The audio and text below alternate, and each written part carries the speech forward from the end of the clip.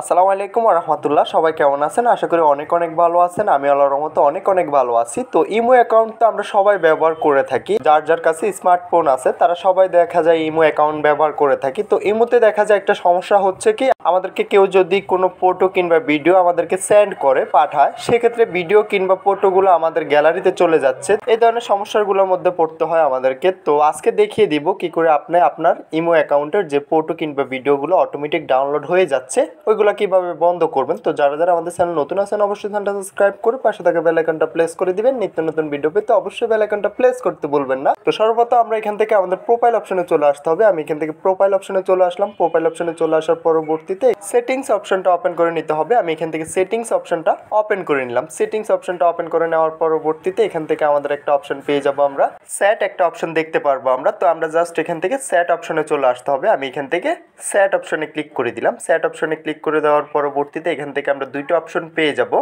Auto save after একটা option পেয়ে যাব। এখানে দুইটা অপশন পেয়ে যাব, আমি দেখিয়ে দিচ্ছি আপনাদেরকে। তো যার যার ইমোতে যে ধরনের সমস্যা হোক আমাদের চ্যানেলে ভিডিও আপলোড করা আছে, ওইখান থেকে দেখে নিতে পারবেন।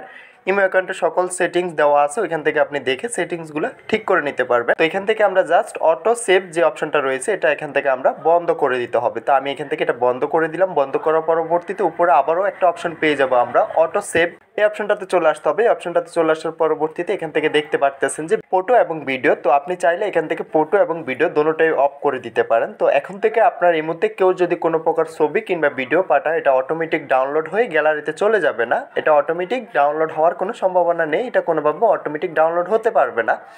এটাকে আপনি নিজে ডাউনলোড করতে হবে। আপনি নিজে ডাউনলোড করলে এটা গ্যালারিতে চলে যাবে। তো আপনি জাস্ট এখান থেকে এই সেটিংসটা করে নেবেন। এই সেটিংসটা করে নেওয়ার পরবর্তীতে আপনার ইমো থেকে কোনো কিছুই ডাউনলোড হবে না। তো আশা করি বিষয়টা বুঝতে পারছেন। তো ভিডিওটা আজকে এতটুকুই। দেখা হচ্ছে নেক্সট ভিডিওতে। সবাই ভালো থাকবেন। যাওয়ার আগে একটাই কথা, যারা এখনো চ্যানেলটা সাবস্ক্রাইব করেন অবশ্যই চ্যানেলটা সাবস্ক্রাইব করে পাশে থাকা বেল আইকনটা প্রেস করে দিবেন। নিত্য নতুন ভিডিও পেতে অবশ্যই বেল আইকনটা প্রেস করতে ভুলবেন না।